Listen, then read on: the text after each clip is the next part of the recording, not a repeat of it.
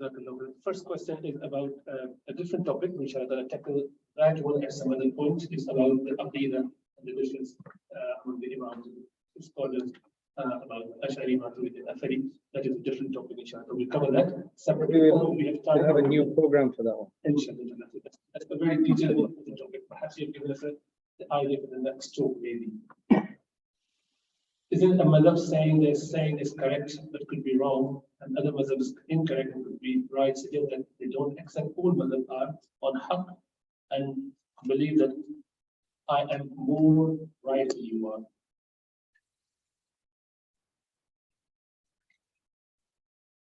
Bismillahirrahmanirrahim. That's what I was speaking about earlier, that for you to think that you are definitely more on the right is necessary. How can I think I'm going to give this fatwa but I'm wrong? So yes, definitely the fatwa that a madhhab will give, they have to think it's more correct, but they're also willing to acknowledge that it could be wrong. If we can have a discussion, it could be wrong. And your madhhab is wrong, meaning your opinion is wrong, but it has the potential of being correct, if you can prove it. Right? However, as I mentioned, we're both doing what is correct, because you had to undertake the efforts to reach a conclusion, and you've done that. You'll be rewarded at least once, and I'm hoping to be rewarded twice. So they're both correct in the sense they've done what they're supposed to do, but according to Allah, only one of them is actually correct. And I have to think it's my one, otherwise why am I following that view? Anything to add? Perhaps also it will help to understand the word that we're using, right on the truth. We can use those words in different ways. So when we're talking about a madhhab or a fiqhi fatwa opinion, then as Sheikh Abdurrahman has said, in the case of two different scholars giving two opposite fatwas, this is halal, this is haram, it is a divorce, it's not a divorce. And they are both qualified and they've gone through all the necessary knowledge-based criteria to give the fatwa, then both of them fall under the hadith of the Prophet, which Sheikh Abdurrahman indicated to. When a judge strives and makes a judgment and is correct, he will get 2 rewards. And if he errs, he gets 1 reward. Who gets 2 or 1? That's the hereafter question. Under no situation are they sinful. In that sense, they are both, in the broad sense, on the truth. They haven't left the truth. However, in the specific sense, one of them is right and one of them is wrong, but both of them are on the truth, such that Allah rewards them. It's just that He rewards one of them twice as much. But under no case does Allah consider them a sinner. And a non-scholar who, in good faith, follows that fatwa or follows the other fatwa, certainly not knowing better, trusting the scholar, they too are within the broad sphere of following the truth, and they too are not sinful. What I've said here is something on which there is an ijma, a consensus about, that no scholar would differ. Okay, but the point is, why would a mufti give a fatwa he is divorced when the mufti believes no, actually he's not divorced? Now the mufti would be sinning then. So of course if a scholar or even an educated layperson, if I can push it that much, says I choose to be a Hanafi or a Maliki for X, Y, Z reasons rather than a Hanbali or a Shafi, then inshallah they've chosen because what they feel might give them closer to the truth, as opposed to I'm just a Hanafi because that was the only lot of scholars in my city, or I'm a Maliki because everybody of my family is like Maliki. Same thing with a layperson. If he's a convert or she's a convert and decides to choose the Maliki or the Hanafi madhhab because it's more easily taught and accessible, or because they feel that it's the truth, fine, alhamdulillah. Then they feel that this is more true than, this is more right than the other one, but they're not saying that others are outside of the truth. So we have to understand the difference between the general truth and specifically being right and wrong. And beyond that, it should be plain sailing, inshallah. Just a quick point on that, and you must have read about Imam Shafi rahmatullah coming and visiting the place where Imam Abu Hanifa has been buried, A'zamiyya, Shaykh is mentioned. And people from all around the city gathered to pray behind Imam Shafi. And Imam Shafi rahmatullah, opinion is, in the second rakat of Fajr, you do your qunut nazila.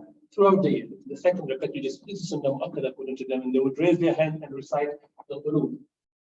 Imam Shafi is leading the prayer, and in the second rakat, he didn't do it. This is his opinion, he didn't do it. And many of the Hanafi scholars from all around the city gathered there, and they said, Ya Shaykh, why did you not do this rafa and also the dua?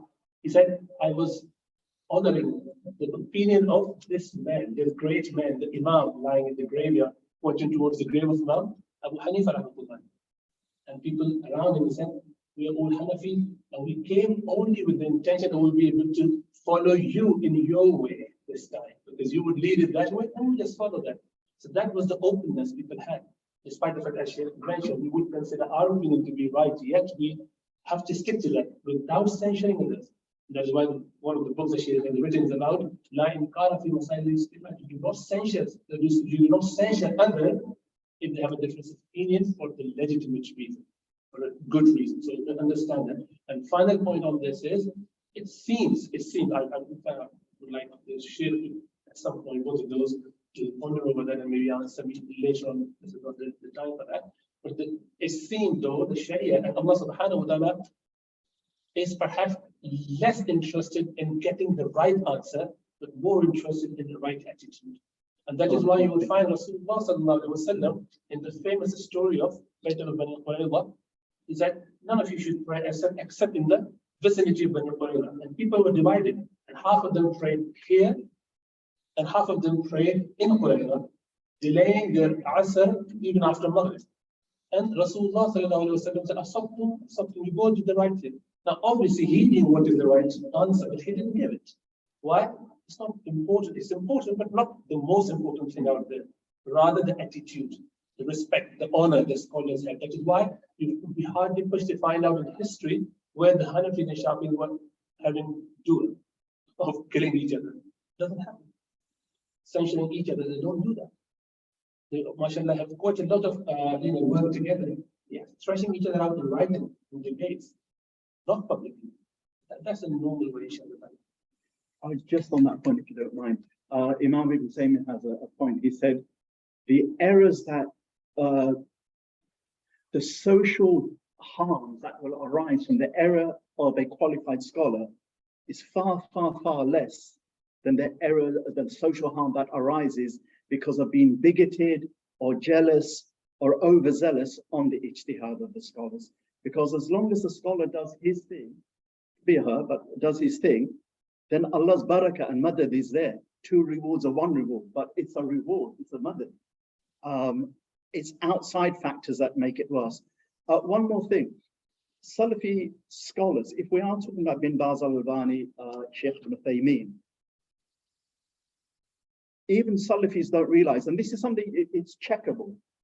So personally, myself with a group of brothers, back in late 80s, and then again in the early 90s, we asked Shaykh Albani, passed away in 1999, that we in the UK, what should we do? Should we, first of all the Salafi scholars, none of them ever said a lay person can go back to the Quran and Hadith directly. They consider that to be worse than fornication, drinking, like the rest of the scholars. Why? Because it's talking about Allah's religion without knowledge. Salafi foot soldiers, some of them say it, but they have no precedence from the scholars that they're following. This is very clear. What they do say, which causes confusion, is they say when a person who studies fiqh gets to a particular level where he can disagree with his madhhab for another madhhab on one issue, then he has an obligation to differ from his madhhab for another madhhab on that issue, just like apparently Shah Waliullah did when he left the Hanafi madhhab for a Shafi ruling and so on and so forth. The difficulty with that is, even though theoretically they all, scholars as far as I know, or more or less say the same, that level of scholarship is almost unattainable, except in one or two fields by one or two scholars today, and a few more fields by a few more scholars 100 years ago. They weren't talking about people who are not qualified in fiqh, like me, who's not even done iftar or anything like that, who's just following the school, that, oh, I can now pick and choose because I've reached that level.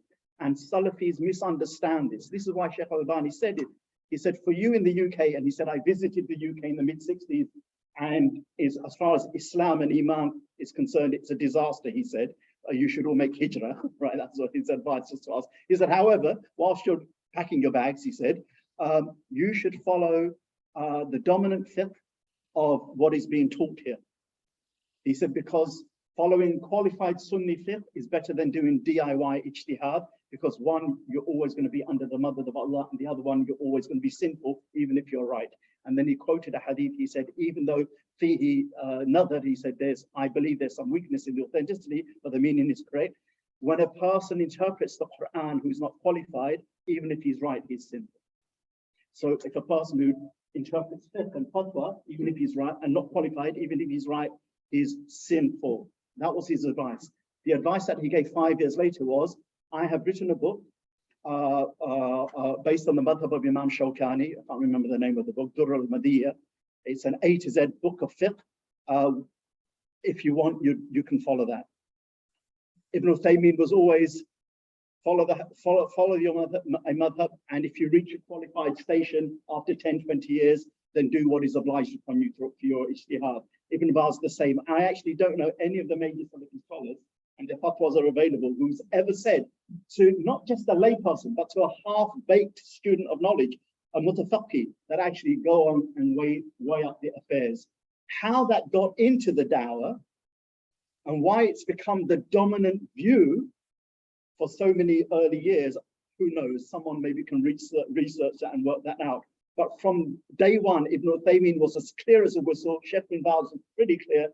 Al-Albani, sometimes you could listen to his fatwas and misunderstand, and sometimes you could get it on the dot. So there was a bit of ambiguity there, but none of them actually said the non-qualified. They were Sheikh bin Taymiyyah, when I met him in 1999, 6 months before he passed away, and told him that was what was going on.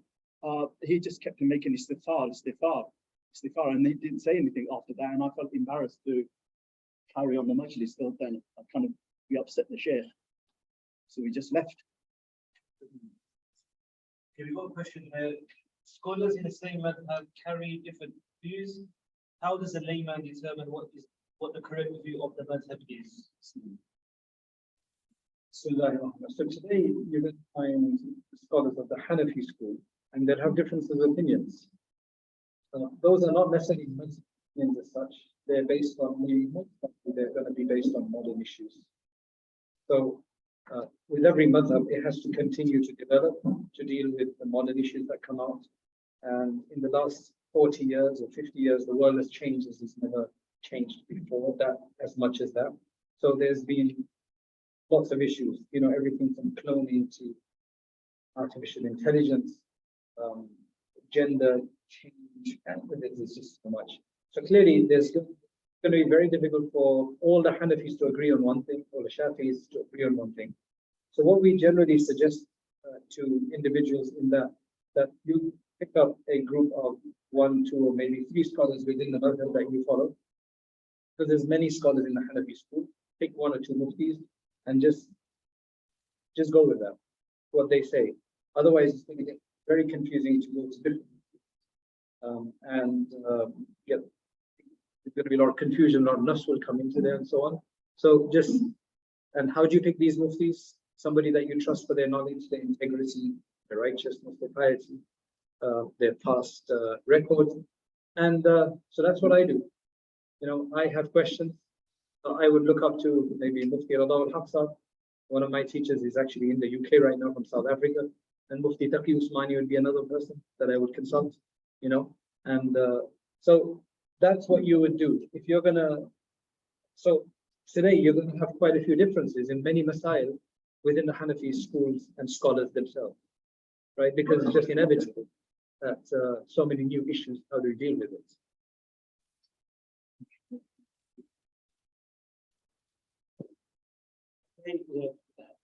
अब जैसे public समझ तकलीद की रमेश से तो बेहतर रास्ता भी ढूंढ से देता so that we छोड़ते what it says is it is better to commit suicide rather than follow someone, and that's a poetry number one. And in Urdu you say something about that. What are they trying to say by that? What they say in this word, the word taqlid is stuff, and it says it's better to commit suicide rather than taqlid.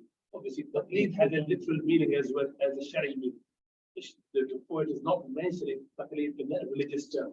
For one, he's not a scholar, the one who's done it. So you don't He's talking follow about the lead of shaitan. yeah, exactly, possibly follow taqlid of shaitan. So you do not follow anyone who is not qualified, which is a distance. There's a number of questions. Can you switch madhab? Can you convince other people to follow your madhab? Will you be sinful for doing that? So you can switch your madhab, but you can't keep playing musical chairs with it because you're not going to get anywhere with that. Once you allow your nafs to come into that, okay, I'm going to do this madhab because they allow maybe combining between prayers. I'm going to take this madhab because they allow shellfish, the creepy khaba'ith of the earth, of the ocean, right? Lobsters and things like that. Or for whatever reason, right? That's not the right reason to follow. You generally follow based on access, where you can get answers. I've had cases where you've got somebody from a Hanafi background, and suddenly I see him doing Raf'ul Yadayn. So I said, brother, I thought you're Hanafi. He said, no, I've actually become Maliki. So I said, why are you raising your hands for them? Right? Malikis don't raise their hands either. It's just that you get some people who are a bit rebellious. They just like to be different from their community. So he thought, it's cool, raise my hands. So why are you picking another madhab? Mainly, you should pick according to access so that you can actually get somewhere with your madhab, right? Don't just have this idea that, oh, this madhab is exotic, so I'm going to have this, right? It's not one of those things. It's just real, practical. That's what it is. And number two, if you get a bit more advanced and you find the proofs persuasive of certain madhab mostly across the board, you like their methodology, their usul, because you've got to that level, then you can change that madhab if you want to. We've had lots of scholars who've done that, like Imam Tahawi and many others. So that's based on academics. But every week you take a different opinion, or that's the issue. Can you encourage people towards your madhab? I would only do that when I see people lost, when people see confused. That look, you've got access to this, do this. But if I see somebody who's very happily Shafi and they've got the access, I'm absolutely happy with that, right? So you don't want to do anything fanatical. You don't want to do anything because you think only you will go to Jannah, right? Or that Isa alayhi salam is also going to be Hanafi when he comes, right? There are some people who believe that. Maybe he might be. Okay, so you don't want to do it for those reasons. But if you want to share because, mashallah, you found a source to study and you found a lot of comforts in that, then yes, you can share. It just depends on why you want to share something. Let's get back to the end of my talk. Remember, madhab is a means, always on one. It's very difficult, other than prayer and a few other details, to know, for example, the difference between Sheikh Abdurrahman and myself. What is Hanafi? I'm Hanafi. But actually, that forms, in one sense, that forms a very small part of our Muslimness life. We don't meet each other, we don't meet you, and you don't meet us as Hanafis or Hanbali. We meet each other as Muslim brothers. Secondly, the 6,500 verses of the Quran, 500 are ahkam, 6,000 are beliefs, history, morals, ethics, spirituality. That's really what defines us. So this is why it is so practical to have a curriculum, a madhab, that tells me the basic halal and haram, tells me that, you know what, now that I'm going to start my big wudu, washing my hand, my wudu for prayer, that I know there are 6 conditions in the Hanbali school, 6 conditions that make my wudu valid or invalid. If I fulfill them, it's valid. There are 8 obligations, 8 wujub, in wudu that I have to do, but they're not conditions. It's fantastic, rather than the impossible mission of working all of this out from hadiths, or now and again listening to a scholar.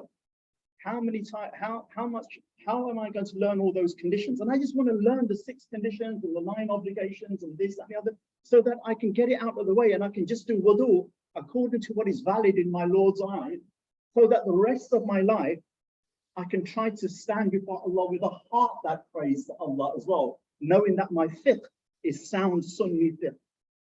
So madhhab actually is something that I just need the easiest way to get qualified answers, and that is madhhab. But beyond that, that doesn't define my Muslimness, but it's an essential part of my Muslimness, without which, if I don't have sound outward fiqh, the outward rules of prayer, the outward rules of fasting, then there is no inward reality. There is no haqa'iq al-iman. There is no suluk, there is no tasawwuf. So I need the outward, and the outward can't be messed around with. You're either a qualified scholar. If you're a knowledgeable brother, I don't want to know. I want to know, are you knowledgeable enough that you're qualified that I can ask you and won't be sinful on the day of judgment? Because whatever the level of striving of the layperson is simply that Allah expects the layperson to do their best to work out, is that person a qualified scholar or not? One of the ways we work that out is, oh, I heard he graduated from Azhar University, Darul Uloom Deoband, some Islamic university. Or everybody in the mosque lets him lead the prayer and lets him give talks, he must be a scholar. Okay, or that scholar, I know he's a scholar, Mufti Taqi is a scholar without doubt, and Mufti Taqi said, person X is a scholar. So now I know person X is a scholar. There are other ways as well. Okay, but once I've done my best to realize he is a scholar, I can ask him my fatwa questions, but my basic fiqh. Okay, yes, Hanafi scholars are going to differ about cryptocurrency and transgender humanism and all that business, as will other scholars. But what they probably are sorted on is, this is how you do wudu and this is how you pray. These are the 5 things that break your fast, and that will be the case with all madhabs. So practically, stick to a Sunni madhab, and practically it has to be the one that you can access. If I don't speak Arabic, it's very difficult for you to access Hanbali school. There are a few Hanbali texts in English now over the last 4 years, but they need commentary, and there are very few Hanbali sheikhs teaching. In this country, 90% of the Muslims have an Hanafi attachment.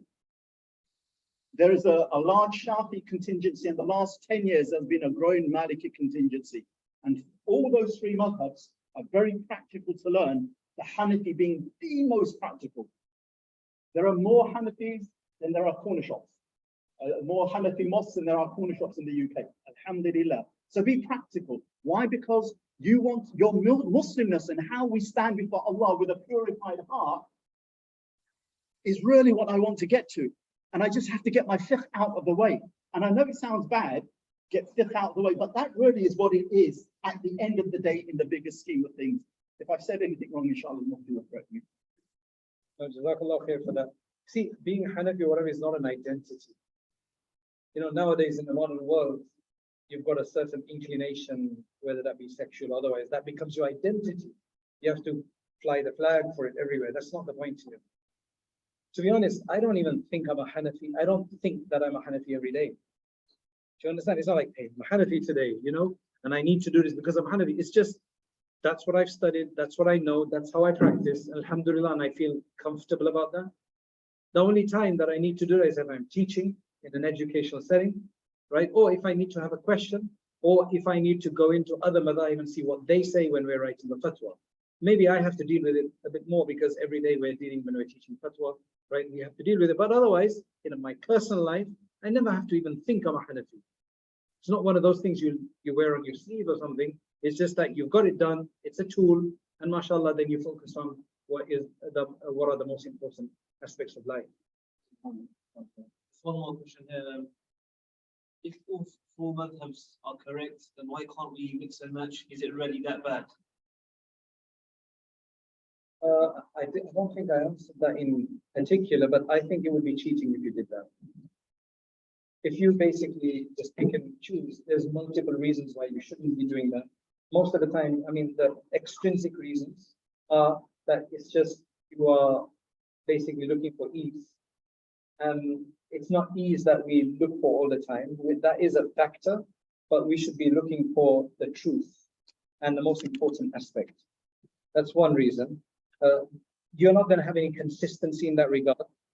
And understand this, this is the real reason.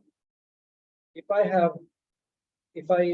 for example, take the Shafi'i view that bleeding does not break the wudu, and I take the Hanafi view that touching my wife will not break my wudu, though the Shafi'i say it will, and the Hanafi say about bleeding that it will break, while the Shafi'i say it does not break. So I'm going to take the easy ones on both sides.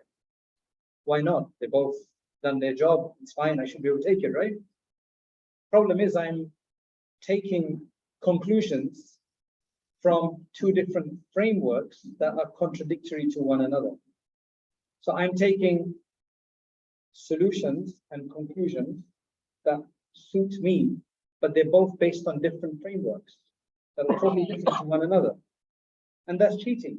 Let me at least be consistent in the framework that I'm going to take from, because the same Shafi'i framework that led them to say that bleeding does not break the wudu, led them to say that man touching woman does break their wudu. Same framework they're using that allowed them to reach those conclusions. So what I'm doing is I'm taking one of their conclusions here, but I'm ignoring the other one based on that framework. And I'm taking the Hanafi framework on one of their answers and not the other one. So that's cheating. That's just like doing half here and there. That's a major academic problem, right? That's another reason. And believe me, you will end up getting confused yourself. What will be your criteria? What will be your criteria of when you will choose? And the other question is that if I read some Shafi'i defense, I'm like, wow, mashallah. And then I go and read the Hanafi defense, I'm like, okay, I'll stay a Hanafi. Because mashallah, they both give some really good, all of them give some really good opinions. Then how are you going to decide which one is what? Do you have the prerequisite knowledge to decide that I want to prefer this? Oh, it sounds good to me. So what if it sounds good to you? You know, what is the basis? What's your criteria? There's going to be no consistency in that regard as well. You know, barakallahu feekum. Not only will there be no consistency at some point, more than likely desires will be followed, and in the religious vocabulary, this joining together will be done in a wrong way. And there are two spiritual points about that. So leaving the academic theological juristic points that Sheikh Abdurrahman mentioned, two theological points are: first, Allah required of the non-scholar that they ask when they don't know. Our duty is just to ask, not ask loads of people and then pick and choose and mix and match. Ask someone who I believe is a qualified scholar, or follow a school which is doing the same thing, except it's doing it in loads of issues, and just act upon it. Ask in order to act, not ask in order to write. I'll keep that on the shelf, then I'll ask someone else and then I'll choose, because the Quran doesn't say that at all. But that's point one. It would not be doing ask the people knowledge if you don't know. The second point, it goes back down to what some of the scholars have said. They've more or less all said it, but not as explicitly as this. There is a sir behind ittiba. There is a secret. There is a higher purpose behind this thing of obeying. Does Allah really, is religion, is Islam just about obeying a set of rules? Even if it's a set of madhhab rules, is that really what Islam is about? Or does Allah subhanahu wa ta'ala want us to obey those set of rules because hopefully if we do it sincerely enough, they will lead to a genuine inward realignment and a purification of the heart? يوم لا ينفع مال ولا بنون إلا من أتى الله بقلب سليم. The Quran says that day meaning the day of judgment, when neither wealth nor children will benefit anyone except he who comes to Allah with a sound heart. The outward fiqh done with good intention, that I want to obey my Lord and worship my Lord upon sound knowledge, that is part of inward purification, because I'm trying to put my nafs, my lower self, under a higher principle, which is following revelation through the medium of scholars when it comes to fiqh, but not through the medium of scholars when it comes to basic morals and basic religion. But in the choosing way, the other way happens. I now put my desires, my whims, my ego as the criteria, and that will judge revelation. And so it's important that we remember the sirr of ittiba, the secret or the wisdom behind following, scholarly proof and tradition is yakhrujul insan min muradi nafsi ila muradi rabbi. That we learn to give up our own desires and likes and align them with the likes and the love of our Lord subhanahu wa ta'ala.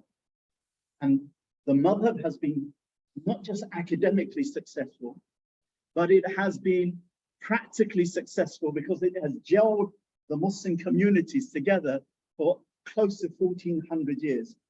The non-madhhab way, Sheikh Al-Albani in the last years of his life has at least 3 sittings where he says, unfortunately, most regrettably, and this is his view, whether we may not share it, he says the Salafi dawah and the Salafi knowledge of this is Sahih and this is Da'if and this is this has moved on quite well, but the tarbiyah has been a disaster even up until now. And what tarbiyah was he talking about? Actually, my personal opinion is that tarbiyah goes down to the Salafi knowledge. There's a question about this, but leaving that, the tarbiyah, because actually, leave the madhabs. Even if you were to say follow bin Baz, Al-Albani, Ibn Taymiyyah, but it doesn't become that. That's why you find amongst even well-intended Salafis, the rivalry, the faction between them. If you Hanafis think you got it bad, try being a Salafi who actually deviates from the line of another Salafi and you'll know what bad is. And it's something that the scholars themselves recognize, and it's something that they bang their heads against for the last 10 years of their life. And what's quite upsetting is, so they're all in their 80s. They die in 1999, Bin Baz 1999, Al-Albani 1999, Ibn Taymiyyah in 2000. And the first two are in their mid-80s, and the second one is just in his early 80s when they pass away. And they've never seen such disunity, fracturism, and schisms as they did with these people who call themselves Salafis. And that's why Ibn Taymiyyah was forced to say, look, there's an obligation to follow the ijma of the Salaf. Here is the ijma of the Salaf. But that lot called Salafis, no. And he says, notice the difference. The ijma of the Salaf and then his called the Salafis. Follow the Salaf, not the Salafis. Now, Salafis are working out who was Ibn Taymiyyah saying to? Was it the Madkhalis? Was it this? Was it the Sururi? No, he was just saying, look, you've messed it up. And that same fatwa says, you're differing over ijtihadi matters. It's not permissible. Valid ijtihadi matters. 2 rewards, 1 reward by Allah's madad. This can only happen when we lose Allah as our goal. And I don't want to scare us, but it can easily be done. We can start off with Allah and end up something, and that's, may Allah save us. Some good point on that. The question obviously would have been more valid if we or the scholar, the ulama, saying that every opinion of every imam is correct. We're not saying that, but no one is saying that all the opinions which are mutually exclusive are still valid. We're not saying that. We're saying that the methodology applied by the qualified scholar is acceptable in the eyes of Allah subhanahu wa ta'ala, regardless of the outcome. They get either 1 reward or 2 rewards.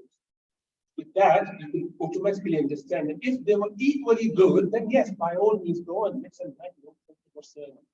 Even if there was an issue of that's secondary issue. No, because we know that some of the opinions are correct, some are not. It can't be that you pray is valid with this and without that, if someone has those two opinions.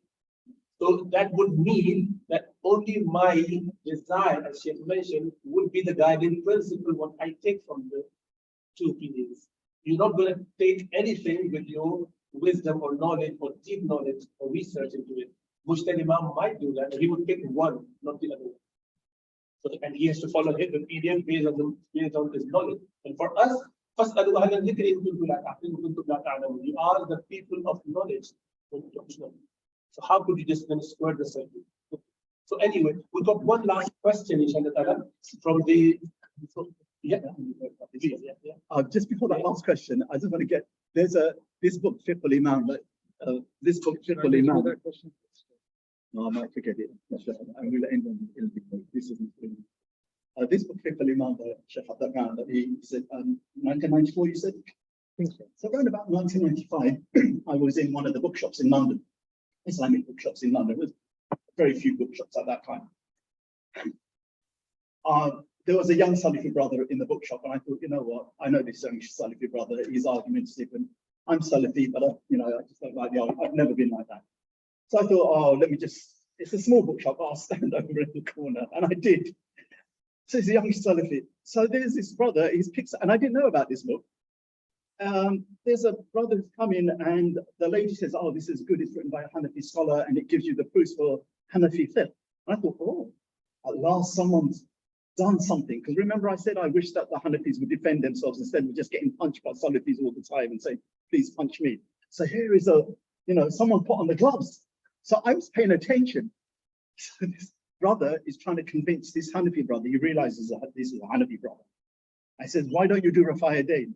And I don't know how long this Hanafi brother had this book in his hand, but he's got to the point where the proofs, the Hanafi proofs of not raising your hand except at the beginning, at the takbir, what the proofs are. He said, well, according to this book, Nimawi was the name that I had never heard.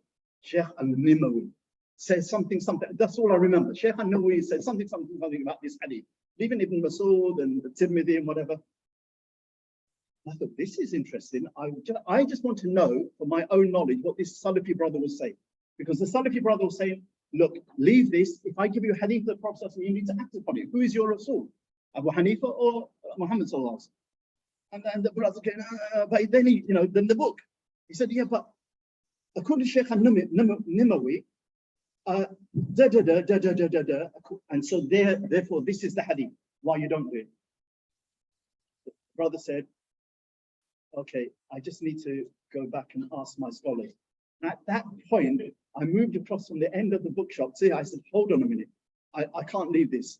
How is it okay for you to go back to ask your scholars whether Nimawi is correct or not or whatever? But somehow this brother has to follow the hadith right now, okay, without doing anything. How comes you can go back and check and whatever, and he can't? I said, that's double standards, and double standards is a type of hypocrisy, my brother. I said, either you allow him to go back and say why he doesn't have to act on the hadith of Ibn Umar in Bukhari, like the Shafis do, or you have to right now change your way of praying, okay? And if it's Asr prayer, which is going to be Asr prayer, you and I will go downstairs in the basement and you and I will pray, but you will leave that part of the prayer. And it was a part of the prayer, not doing Rafa Yadayn, that Salafi is finding incredibly excruciating not to do. But it occurred to me that this is not a matter of knowledge. I mean, it is a matter of knowledge, but it's more a matter of the heart. So this book became my standard argument as well. And I would then go around telling Hanafis, even though I'm Salafi at that time, and I was studying humbly fiqh, I said, look, you just need to read this book. You need to read this book. And it used to really upset me a lot. And actually, it still upsets me even now. Why is it that something like this, I mean, it's a shame that he's here because I'm now embarrassing the share. But I have said this to Brother Yahya Bakr of Turaf Publications. Why is it that books like this aren't in every masjid? Just like Sifat al-Salah is in every, Sifat al-Salah of Sheikh al-Albani, rahmatullah alayh, is kind of accessible in every Salafi masjid. This is more deserving. Okay, why? And how are we going to? And it's not because we want a war. It's just that some people you can talk to, and some people you just have to say, look, Nimawi said so. I actually don't even know who the sheikh is, right? Nimawi said so, and halas. And unless you have a problem, squabble with him, then please let's just have a doner kebab. Yeah, so, final question from online. We finish it. There's a really good question online, right? In terms of the different madhabs, what is it that actually differs between them? Is it how they use different sources and how they value different sources? And does that mean when a Hanafi scholar is looking at a problem, will he or she always come to the same solution? And will they come to the same solution as other scholars of the same madhab? Is this another reason why you should follow a specific madhab, i.e. their method and framework is coming to conclusion the same every time and there is a sense of consistency in regard to decision making? Yes, I think that's exactly what it is. They may not always come to the same solution, especially on new and modern issues. But yes, for the broadly speaking, they're using, it's the way they look at hadith, they look at the narrators, they look at who's narrating from who. Sometimes it goes into that kind of depth. They look at, so you take any one issue and they'll find all the hadith on the subject. There could be 30 different narrations with slight differences, some with more detail than others. So you look at all of them and then you look at the strength of each of them. You look at how others have taken them and so on, and then eventually they'll make a judgment. So there's different criteria in the way they look at all of these. So the Hanafis look at it differently from the Shafi'is. That's exactly what it is. And I would suggest that you read this book if you're interested in understanding why there is differences. This is what opened up my mind. It's by Sheikh Zakaria Khan Delvi, right? I think somebody mentioned his name, rahimahullah. The difference of the Imams, he starts from the time of the Sahaba and just goes down to show many, many examples of why there's even a difference, so that you don't feel like it's a bad thing anymore, that it's just inevitable, that is the reality, and that's what it is. 1996, I just realized, 1996. There was a slimmer version Yeah, of this. there was 3 chapters left. I remember that. On that point as well, one of the books that kind of changed me. This book wasn't out then by Maulana Zakaria, but Shawali allows Al-Insafi Bayan Sababul Ikhtilaf, the reasons behind the juristic differences. I read an Urdu translation of my late father. And I was just blown away of how he discussed that. In the last 10 years or 12 years, someone has translated this book into reasonably good English. It's a really good read. But I would say start with this book. For those who aren't readers or academics, this book is fantastic. What Sheikh Abdurrahman mentioned. For those who've got a kind of academic mind and kind of really, Shawali's book is just so well done. It's just a staple diet. In fact, just about Salafi scholars, Sheikh Albani, I once heard on a recorded cassette tape. I know you youngers won't know what a cassette tape is, but on an audio file, I heard Sheikh Albani say that this book is unique in the way it's written and how he's condensed the topic. That was years after I had already read it. So there is more to some of these Salafi scholars. I sometimes do feel that Salafis make it worse than what their scholars have actually said. But Sheikh Abdurrahman did start on a good note that things have got better, inshallah ta'ala. And anyway, we can't have life smooth sailing. We need something to kind of keep us with inshallah. So Allah bless us. Bless you and accept what we said here, whatever the food is from Allah subhanahu wa ta'ala.